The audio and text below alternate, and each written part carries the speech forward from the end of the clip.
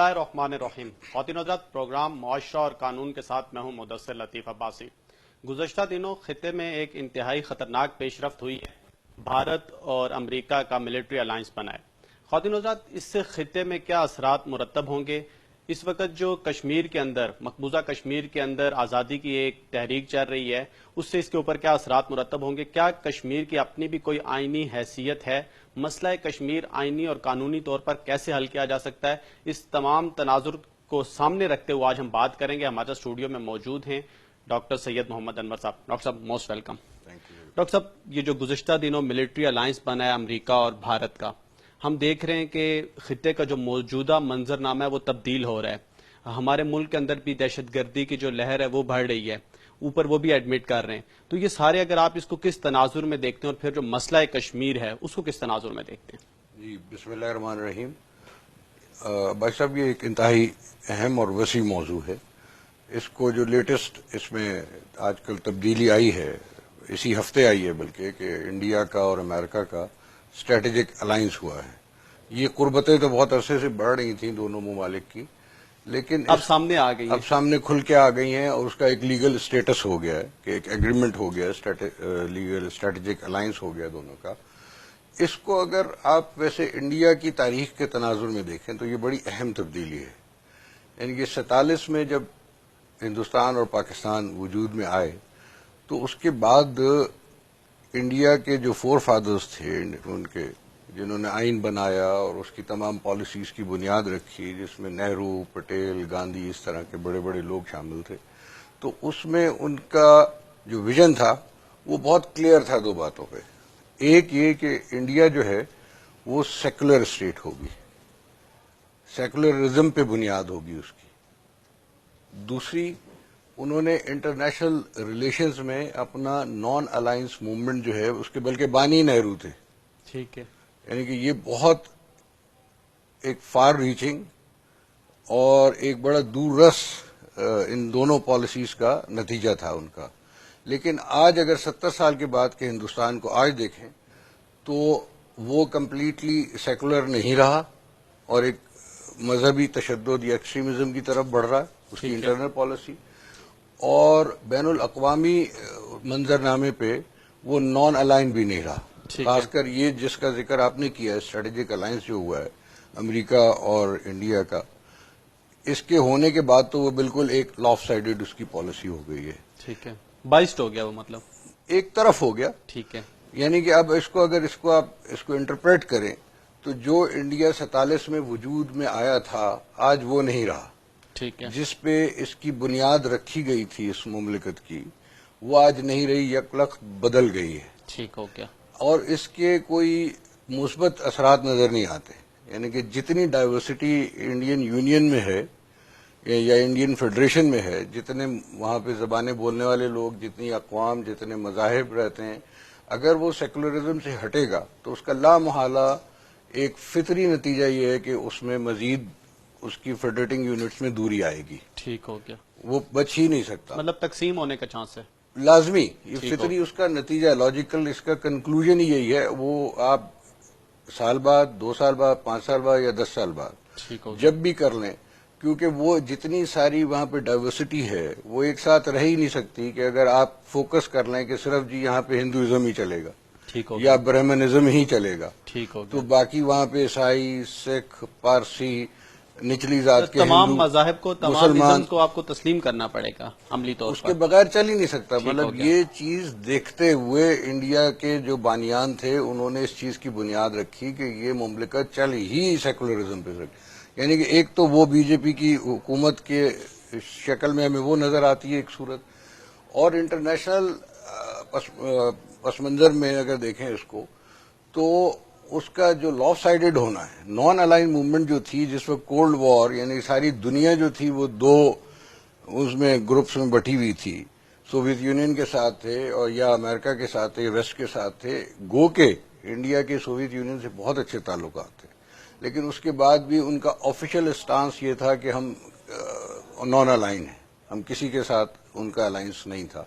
لیکن اب یہ دونوں صورتیں بدل گئی ہیں اور دونوں انڈیا کے لیے نقصان دہ ہیں اور خطے کے لیے بھی خطرے کا پیش خیمہ ہیں ایک لحاظ سے، اس کا خطے کو تو جو نقصان پہنچے گا انڈیا کو اس پالیسیز کا زیادہ نقصان پہنچے گا.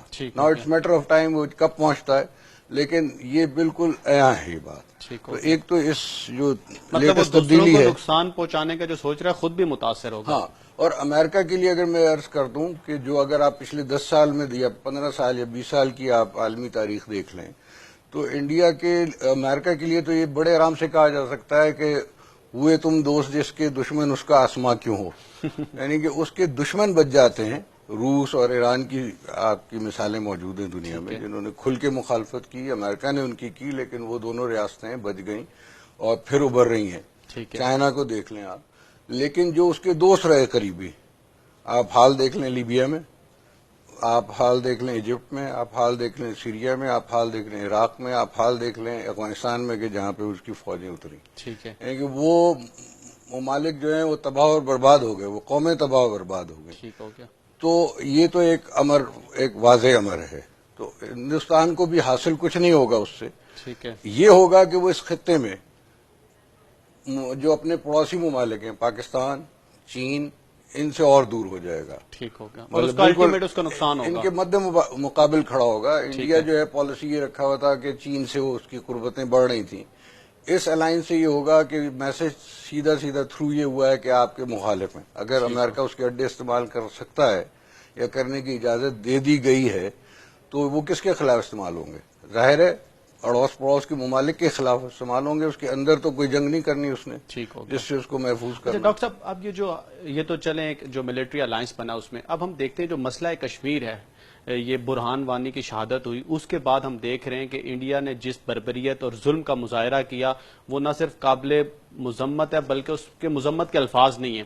اب یہ جو مسئلہ کشمیر ہے، کیا یہ جھگڑا پاکستان اور بھارت کا ہے؟ کیا یہ جھگڑا پاکستان، بھارت اور کشمیر کا ہے؟ کیا یہ جھگڑا پاکستان، بھارت، کشمیر اور چائنا کا ہے؟ کیا یہ پاکستان، بھارت، چین یا یو این کا ہے؟ کس کا مسئلہ ہے اصل میں؟ یہ بڑا اچھا اگر ہم اس کو بین الاقوامی تناظر میں دیکھیں مسئلہ کس کا ہے؟ یہ سب کا مسئلہ ہے. سب سے طور پہ بنیادی طور پہ یہ مسئلہ جو ہے وہ کشمیر اور ریاست ہندوستان کا ہے. ٹھیک ہو گیا کہ ہندوستان کے ساتھ کشمیر کا کانسٹیٹیوشنل لنک کیا ہے. ٹھیک ہو گیا. ایک پہلا جھگڑے کی جو بنیاد ہے اور اس کو ہم نے دیکھنا ہی ایسے چاہیے. ہم نے اس کو اسی تناظر میں دیکھنا چاہیے کہ یہ جھگڑا جو ہے ایک ملک کے اندر کا جھگڑا ایک. ٹھیک ہے. پھر آپ اگر 47 کی جو تقسیم ہے بر صغیر کی، اس کی ایک تاریخ ہے، اس کو دہرانے کی ضرورت نہیں، وہ سب کو معلوم ہے بلکہ ہوگی کیا، اس سے بھی یہ منسلک ہے. ٹھیک ہے. تو لہذا یہ ہندوستان اور پاکستان کا بھی جھگڑا ایک لحاظ سے. ٹھیک ہے.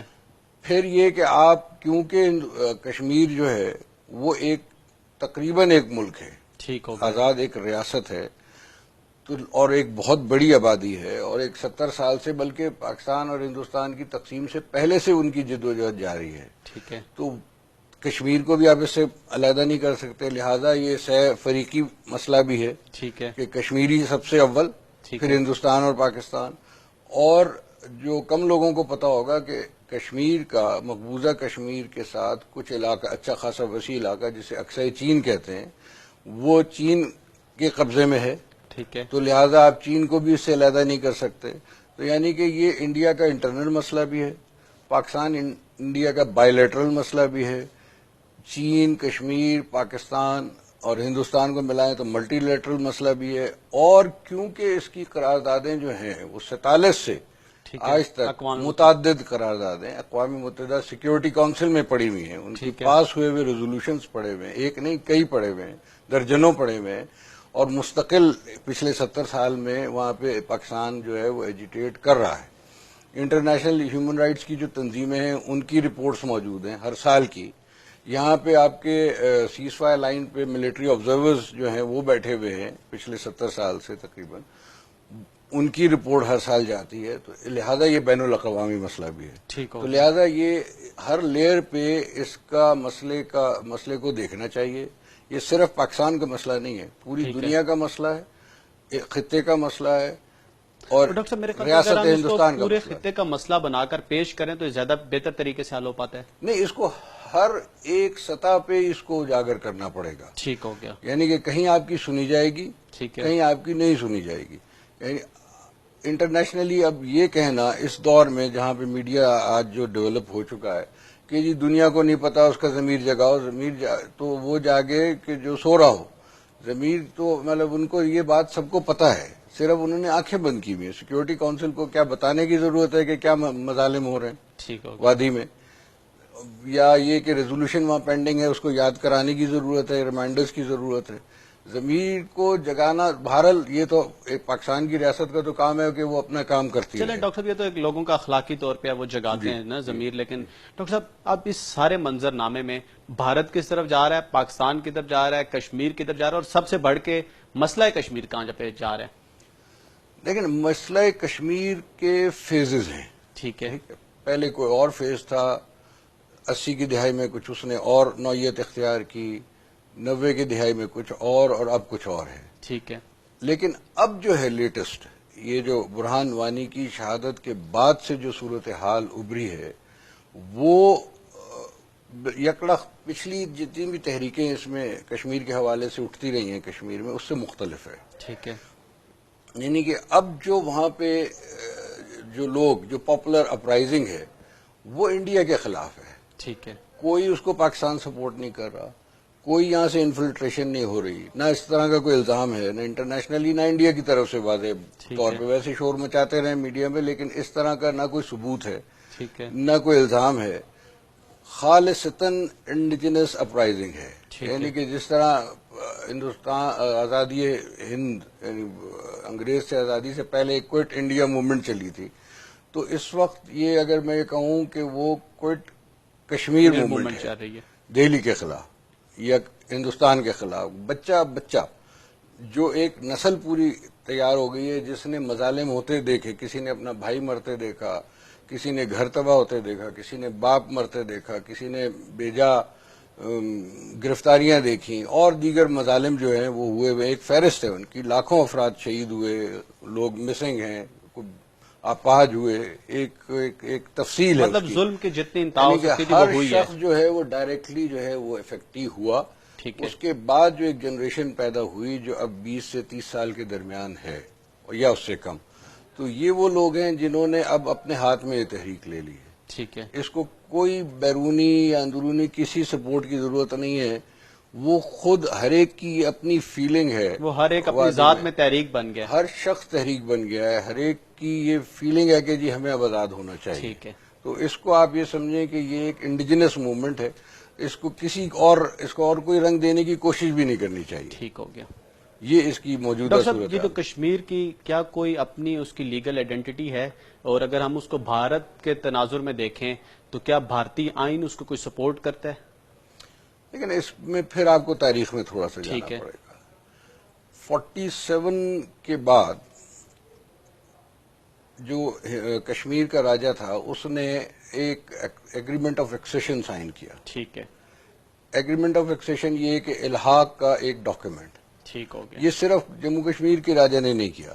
ٹھیک ہے. جب یہاں سے انگریز گیا تو ہندوستان میں تقریباً 565 چھوٹی بڑی ریاستیں یا راجواڑے تھے کل ٹھیک ہے. مجموعی. تو انگریز نے ان سب سے مختلف قسم کے ایگریمنٹس کیے ہوئے تھے. کسی سے کم زیادہ، کسی کی ساورنٹی کو تھوڑی بہت دی ہوئی تھی، کسی کو زیادہ دی ہوئی تھی، کسی کا اپنا سکہ چلتا تھا، اپنے ڈاک کے ٹکٹ چلتے تھے، کوئی ریونیو خود جنریٹ کرتا تھا. ہر ایک سے مختلف انگریز کی حکومت کا، برٹش گورنمنٹ کا اس وقت کی ان سے معاملہ تھا. لیکن جب وہ یہاں سے چلا گیا تو ان تمام ریاستوں کو یہ حق دیا گیا انڈین گورنمنٹ کی طرف سے کہ وہ انڈیا کے ساتھ الحاق کر لیں. ٹھیک ہو گیا. تو جو چھوٹی ریاستیں تھیں، راجواڑے تھے، انہوں نے تو الحاق کر دیا، مرجر ہو گیا. کچھ بڑی ریاستیں جو تھیں جس میں جموں کشمیر سر فہرست ہے، ٹھیک ہے. حیدرآباد دکن کی ریاست تھی، میسور کی ریاست تھی، گجرات کی ریاست تھی اور کافی ساری ریاستیں تھیں، ان کو ایک علیحدہ اسٹیٹس دیا گیا. اور جو انڈیا کی پہلی کانسٹیٹیوشن اسمبلی تھی جس نے آئین ساز اسمبلی جس نے آئین بنانا تھا، اس میں ان تمام ریاستوں کو یہ اختیار دیا گیا کہ آپ بھی آئین ساز اسمبلیز بنا لیں. ٹھیک ہے. اور پھر وہ آئین ساز اسمبلی جو ہے وہ اپنا آئین بنائیں ٹھیک ہے. یا مرجر کر لیں اور اس آئین کے تحت جو بھی ان کا الحاق ہوگا ان کا مستقبل کا معاملہ ہندوستان کی حکومت کے ساتھ ایسے ہی چلے گا. تو ساری ریاستوں نے کم و بیش جو ہے اپنا آئین، کسی نے نہیں بنایا، کسی نے مرجر کر لیا فوراً ہی. کچھ ریاستوں نے، بڑی ریاستوں نے آئین بنایا اور اس کے بعد مرجر کا اعلان کیا. اور یہ ساری چیز جو گورن ہو رہی تھی یہ ہندوستان کے آئین کی آرٹیکل نمبر 370 وہ بہت اہم ہے. انڈین کانسٹیٹیوشن کا آرٹیکل 370 ٹھیک ہو گیا. اور یہ اس مسئلے کا اسی میں حل بھی موجود ہے اور یہی آرٹیکل جو ہے اسی نے مسئلہ پیدا بھی کیا ہے. ٹھیک ہو گیا. یہ بڑا اہم آرٹیکل ہے ان کے کانسٹیٹیوشن کا جو آج تک موجود ہے. ابتدا میں یہ آرٹیکل جو تھا ایک عارضی طور پہ شامل کیا گیا تھا. اس کے مطلب بانی جو تھے زیادہ اہم بات یہ ہے کہ نہرو اور اس وقت کے راجہ کشمیر اور شیخ عبداللہ جو تھے وہ بھی اس کے حامی تھے کہ یہ آرٹیکل ہونا چاہیے. اس آرٹیکل کی روح سے یہ طے ہوا کہ جی آپ اپنی اسمبلی بنائیں، ٹھیک ہے، اور اس اسمبلی کے تحت آئین بنائیں. اور پھر ایک کٹ آف ڈیٹ جو ہے وہ طے ہوئی کہ اس اسمبلی کو اختیار دیا گیا کہ 56 تک 1956 تک وہ ایکسیشن کر لیں گے، مرجر ہو جائے گا اسٹیٹس کا. ٹھیک ہے. تمام اسٹیٹس نے جو تھیں 565 اسٹیٹ چھوٹی بڑی ساری ان پرنسلی اسٹیٹس کہلاتی ہیں، انہوں نے مرجر کر لیا. ٹھیک ہے. لیکن اس مرجر کی کٹ آف ڈیٹ سے پہلے جو جموں کشمیر کی اسمبلی تھی وہ ختم ہو گئی. اب آرٹیکل جو 370 تھا وہ کانسٹیٹیوشن میں رہ گیا لیکن اس نے جو ہاں یا نہ کرنی تھی وہ نہ ہو سکی. اب وہ اتھارٹی مقبوضہ کشمیر اسمبلی کے پاس اب وہ اسمبلی کی جو اب اسمبلی ہے جموں کشمیر کی اس کے پاس وہ موجود ہے. ٹھیک ہے. اور انڈین یونین، انڈین فیڈریشن کا اور ریاست جموں کشمیر کا جو تعلق ہے وہ بہت ہی باریک سا ایک دھاگا ہے. ٹھیک ہے. 370 کا آرٹیکل 370 کا اس سے وہ بندھا ہوا ہے. ٹھیک ہو. یعنی کہ اب اس بات کو اجاگر کرنے کی ضرورت ہے اقوام عالم کے سامنے بھی.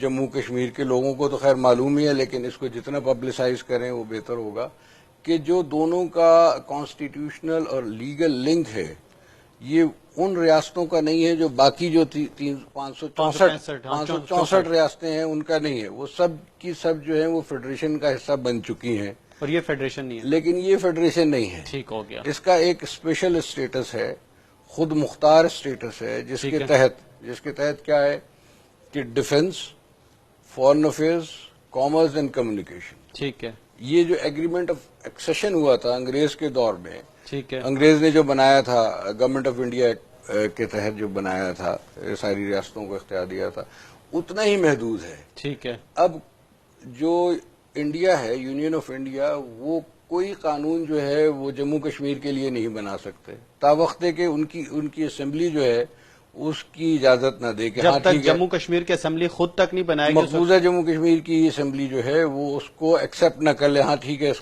لا کو یہاں تک ایکسٹینڈ کر لیں. ٹھیک ہے. ان 4 سبجیکٹس کے علاوہ. ٹھیک ہو گیا. تو لہٰذا ڈاکٹر صاحب اس کا مطلب ہے ان کا فیڈریشن کا تعلق نہیں ہے، ان کا کانفیڈریشن کا تعلق ہے. ایگزیکٹلی یہ بڑا صحیح آپ نے وہ اس کو پوائنٹ آؤٹ کیا کہ باقی ہندوستان تو جو ہے وہ ایک اکائی ہو سکتی ہے ٹھیک ہے فیڈریشن کی صورت میں، لیکن اس ایک بڑی اکائی کا جموں کشمیر سے جو تعلق ہے وہ ایک صورت کنفیڈریشن کی ہے. ٹھیک ہے. کہ باقی دنیا کے لیے وہ ان 4 معاملات میں ایک ہے. ٹھیک ہے. لیکن باقی دیگر تمام معاملات جو ہیں وہ مقبوضہ کشمیر کی جو اسمبلی ہے، نہ صرف اسمبلی بلکہ ان کا اپنا ایک آئین ہے، ایک بہت تفصیلی آئین ہے. وہ آئین اور ان کی اسمبلی، ٹھیک ہے، وہ اس کو اختیار حاصل ہے. یعنی آپ یوں دیکھیں نا کہ ریاست کو آپ پولیٹیکل سائنس کی روح سے دیکھیں تو ریاست کیا ہوتی ہے؟ ریاست کا ایک حدود اربا ہوتا ہے، ٹھیک ہے، انٹرنیشنلی ریکگنائز، اس کے پڑوسیوں کے ساتھ ریکگنائز. ایک اس کی آبادی ہوتی ہے، ایک اس کی گورنمنٹ ہوتی ہے.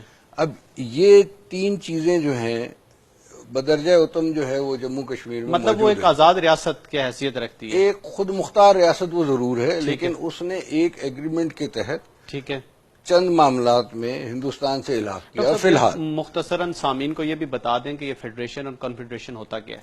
وہی میں نے جیسے پہلے عرض کیا، فیڈریشن تو یہ ہے کہ آپ ایک ملک ہے اس کو ایڈمنسٹریٹو صوبوں کی صورت میں بانٹ دیتے ہیں، جس طرح ہمارا ملک ہے، جیسے ہمارا ملک ہے اور بے شمار اور ملک ہیں دنیا میں.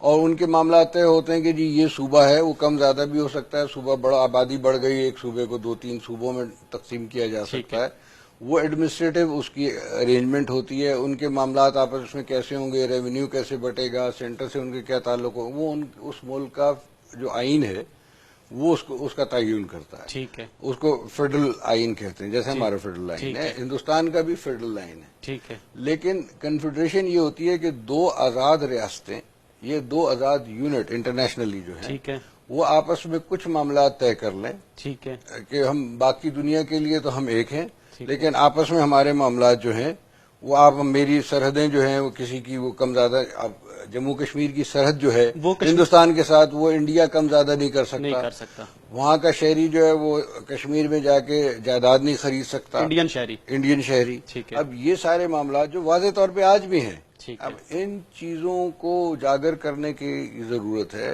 ان کے جو آئینی اور قانونی پہلو اس سے نکلتے ہیں وہ ٹھیک ہے، کہ اس سے جوڈیشری کی، جموں کشمیر کی انڈیپینڈنس جو ہے، ان کی سول سروس کی انڈیپینڈنس جو ہے، وہ ساری باتیں، اور پلس جو اب وہاں پہ 7 لاکھ فوج ہندوستان کی آئی ہوئی ہے، اس کا لیگل سٹیٹس کیا ہے، ٹھیک ہے، کہ دہلی سرکار نے ایک ایکٹ پاس کر دیا جو کہ انیشلی انگریز نے کبھی بنایا تھا، وہی جو میں نے آپ کو پہلے عرض کی، کوئٹ انڈیا موومنٹ، ٹھیک ہے۔ اس کو سپریس کرنے کے لیے انہوں ڈاکٹر نے، صاحب یہاں پہ ہم لیں گے مختصر سی میں بریک۔ یہ عرض کر دوں،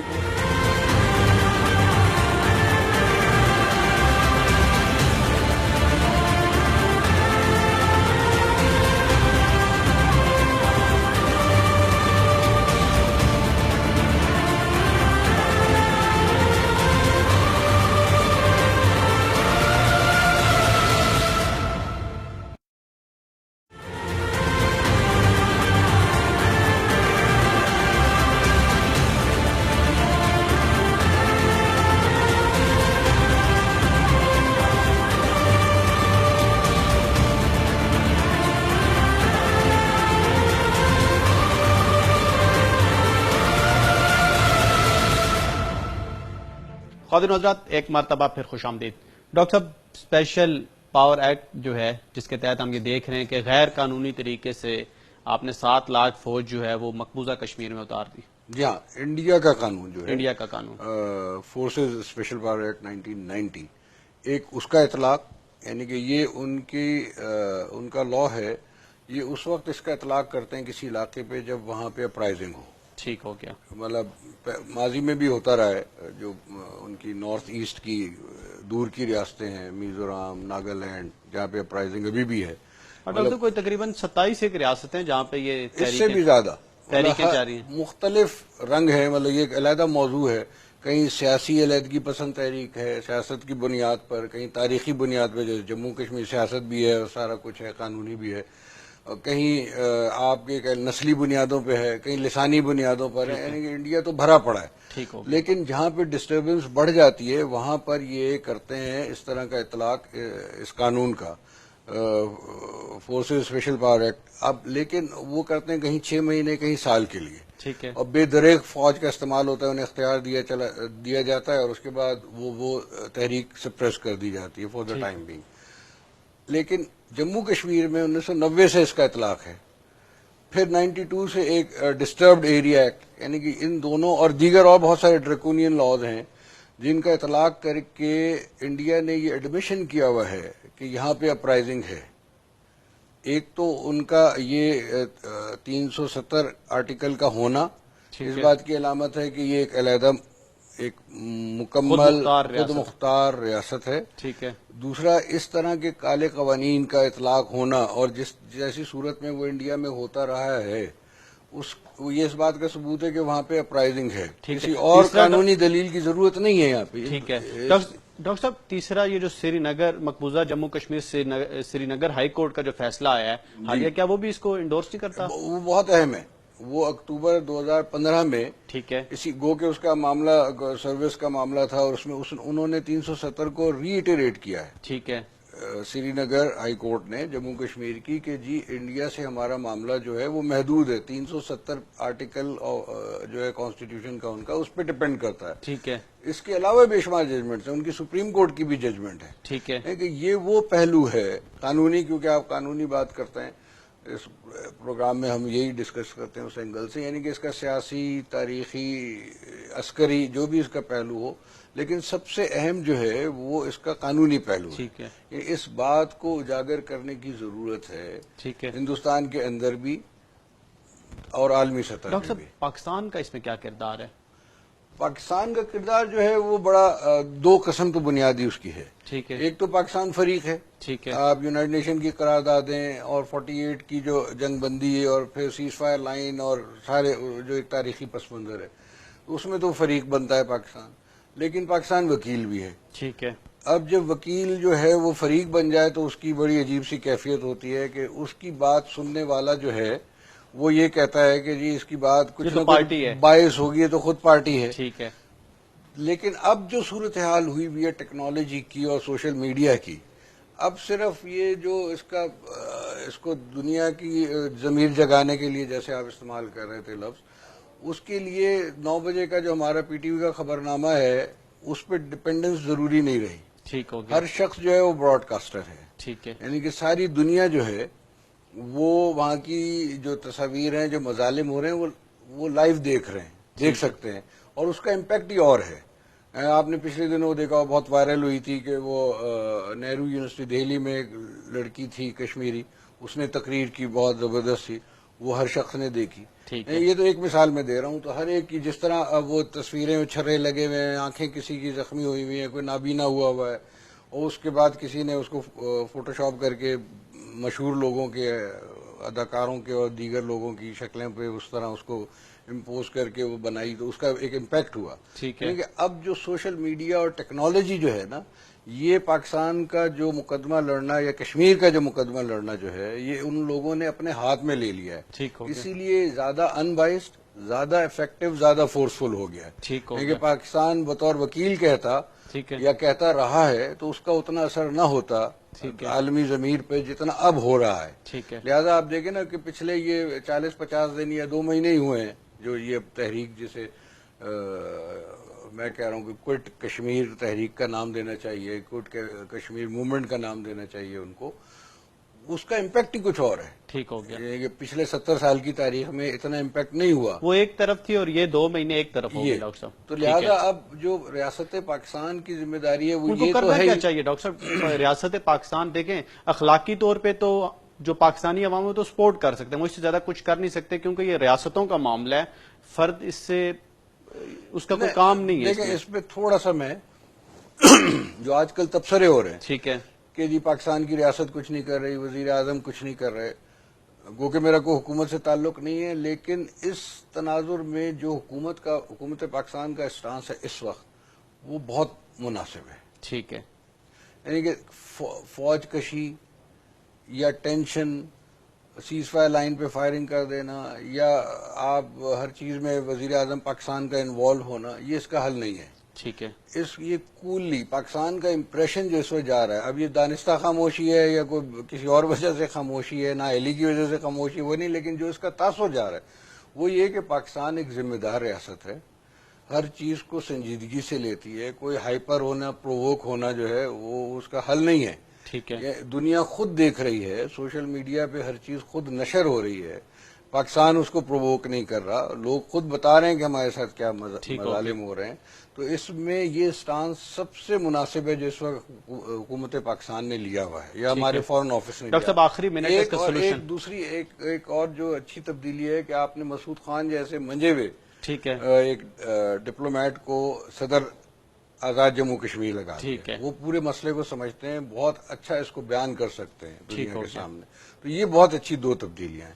باقی رہی کہ اس کو حل کیسے ہونا چاہیے، حل تو یہ وقت کے ساتھ ہی ہوگا، لیکن اس کے جو قانونی، جس طرح پاکستان بنا تھا، قائد اعظم محمد علی جناح نے بھی قانونی جنگ لڑ کے یہ مملکت بنائی تھی.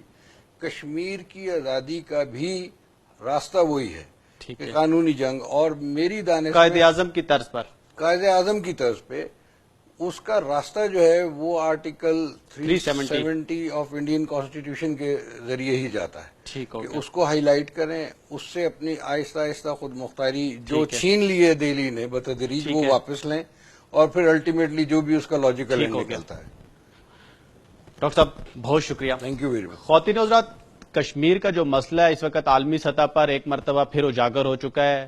آزادی تو مل کر رہے گی. کشمیر کی جو آئینی حیثیت ہے وہ ہم نے آپ کے سامنے رکھی کہ انڈین کانسٹیٹیوشن کا آرٹیکل 370 جو ہے اس کو اگر پروموٹ کیا جائے, لوگوں کو بتایا جائے اور اس مسئلے کو اس تناظر میں حل کرنے کی کوشش کی جائے تو بہتر نتائج آ سکتے ہیں. اور پاکستان جو ہے وہ اس میں اگر فریق بنے گا تو اس کے نتائج کچھ اور آئیں گے, لیکن اگر پاکستان اس میں وکیل کے طور پر پیش ہوگا اور قانونی اور آئینی جدوجہد کرے گا تو یہ کشمیریوں کے لیے بھی بہتر ہوگا اور ہمارے لیے بھی بہتر ہوگا اور اس کے اچھے نتائج سامنے آئیں گے. اگلے پروگرام تک کے لیے اپنے میزبان مدثر لطیف عباسی کو اس امید کے ساتھ اجازت دیجیے, جہاں رہیں خوش رہیں, پاکستان پائندہ باد.